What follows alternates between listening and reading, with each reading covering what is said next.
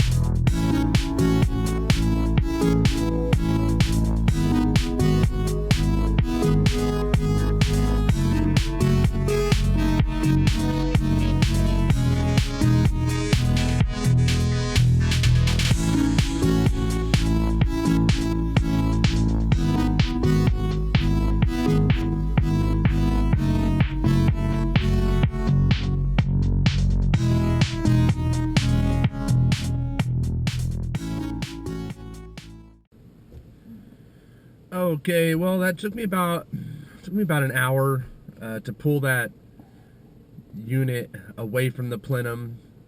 As you could see, it had all that foam just stuck all over it, and you know, really there was only a couple screws attached from the plenum to the unit, but it was stuck to the foam from on the bottom side of it. So every time I would make an attempt to pull it away, I'd have to keep chipping away at that foam. So the roofers are going to come back, and I guess they're going to pressure wash it, and they're going to seal it all up again, and then my job is to come back and put the unit up on blocks, up on 4x4 pressure treated blocks, and then do a sheet metal transition. I'll do a sheet metal transition from the existing plenum, about a 6-inch, about a 6-inch transition. But I told him that meant that I was going to have to extend the electrical 6 inches and the low voltage 6 inches. So I was going to have to get new whips and new electrical wiring so that I can hook that all back up. So total of 2 hours on the job today with startup, pulling it out, getting it up on blocks, prepping it, covering up the hole. About 2 hours on this part. So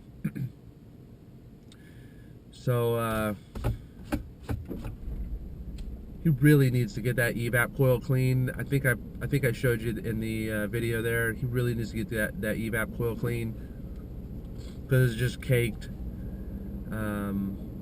And then the insulation inside the plenum is just basically all falling apart. It's all fiberglass, that fiberglass insulation, and just over the years it's just deteriorated. So I left him notes on the invoice. He wasn't here today. I'll call him later and let him know that I really recommend he get that plenum re-insulated and clean that evap coil. So, but yet, hopefully, when I put it all back together, it starts up and runs fine too, because there's obviously heating before. So, all I did was pull the electrical off and put it back on, and I really didn't like jostle the thing around any to get it up on the blocks or move it away from the plenum. It was pretty easy once I got everything pulled away from the foam. Okay, well, I gotta go take lunch. And